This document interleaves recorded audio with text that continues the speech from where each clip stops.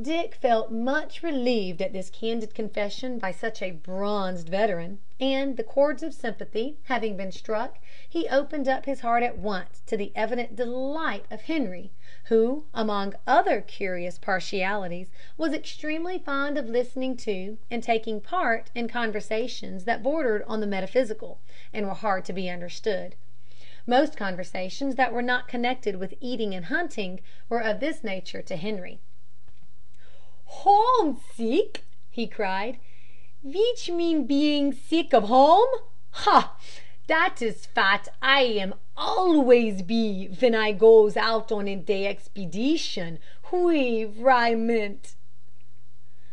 "I always packs up," continued Joe, paying no attention to Henry's remark.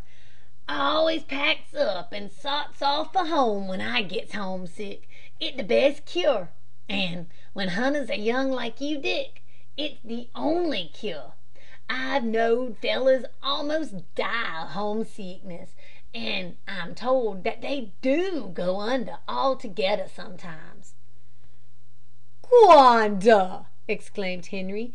"Hui, I was all but die myself when I first tried to get away from home. If I have not get away, I not be here to day." Henry's idea of homesickness was so totally opposed to theirs that his comrades only laughed, and refrained from attempting to set him right. "The first time I was took bad with it was in a country something like that," said Joe, pointing to the wide stretch of undulating prairie, dotted with clusters of trees and wandering streamlets that lay before them. "I had been out about 2 months, and was making a good thing of it, for game was plenty, when I began to think somehow more than usual of home. My mother was alive then." Joe's voice sank to a deep, solemn tone as he said this, and for a few minutes he rode on in silence. "Well, it grew worse and worse.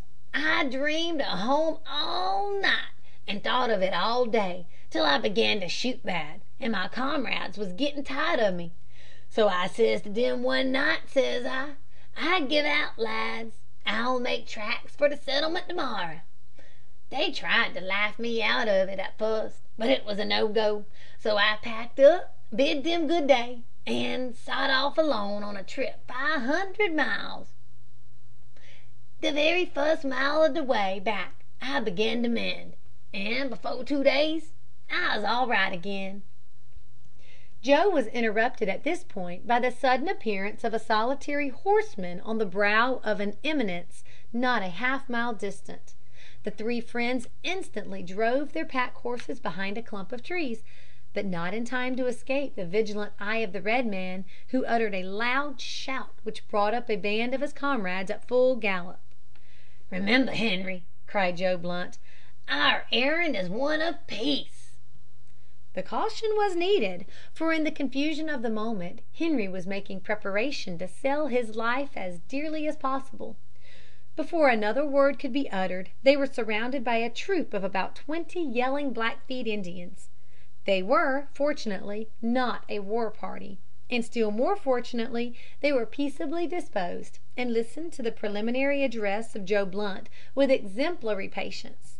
After which the two parties encamped on the spot, the council fire was lighted, and every preparation was made for a long palaver. We will not trouble the reader with the details of what was said on this occasion. The party of Indians was a small one, and no chief of any importance was attached to it. Suffice it to say that the pacific overtures made by Joe were well received. The trifling gifts made thereafter were still better received, and they separated with mutual expressions of goodwill. Several other bands, which were afterwards met with, were equally friendly, and only one war party was seen. Joe's quick eye observed it in time to enable them to retire unseen behind the shelter of some trees, where they remained until the Indian warriors were out of sight. The next party they met with, however, were more difficult to manage, and unfortunately blood was shed on both sides before our travelers escaped. It was at the close of a beautiful day that a war party of Blackfeet were seen riding along a ridge on the horizon. It chanced that the prairie at this place was almost destitute of trees or shrubs large enough to conceal the horses. By dashing down the grassy wave into the hollow between the two undulations, and dismounting, Joe hoped to elude the savages. So he gave the word, but at the same moment a shout from the Indians told that they were discovered. "Look sharp, lads! Throw down the packs on the highest point of the ridge," cried Joe, undoing the lashings, seizing one of the bales of goods, and hurrying to the top of the undulation with it. "We must keep 'em at arm's length, boys. Be alive! War parties are not to be trusted." Dick and Henry seconded Joe's efforts so ably that in the course of 2 minutes the horses were unloaded, the packs piled in the form of a wall in front of a broken piece of ground, the horses picketed close beside them, and our three travelers peeping over the edge with their rifles cocked, while the savages, about 30 in number, came sweeping down towards them. "I'll try to get 'em to the palaver," said Joe Blunt, "but keep your eye on 'em, Dick, and if they behave ill, shoot the horse of the leading chief. I'll throw up my hand as a signal. Mind, lad, don't hit human flesh till my second signal is given, and see that Henry don't draw till I get back to you." So saying, Joe sprang lightly over the slight parapet of their little fortress, and ran swiftly out unarmed towards the Indians. In a few seconds he was close up with them, and in another moment was surrounded. At first the savages brandished their spears and rode round the solitary man, yelling like fiends, as if they wished to intimidate him. But as Joe stood like a statue, with his arms crossed, and a grave expression of contempt on his countenance, they quickly desisted, and drawing near, asked him where he came from, and what he was doing there. Joe's story was soon told, but instead of replying, they began to shout vociferously, and evidently meant mischief. "If the Blackfeet are afraid to speak to the Paleface, he will go back to his braves," said Joe, passing suddenly between two of the warriors, and taking a few steps towards the camp. Instantly every bow was bent, and it seemed as if our bold hunter were about to be pierced by 100 arrows, when he turned round and cried, "The Blackfeet must not advance a single step. The first that moves his horse shall die. The second that moves himself shall die." To this the Blackfoot chief replied scornfully, "The paleface talks with a big mouth. We do not believe his words. The Snakes are liars. We will make no peace with him." While he was yet speaking, Joe threw up his hand. There was a loud report, and the noble horse of the savage chief lay struggling in death agony on the ground.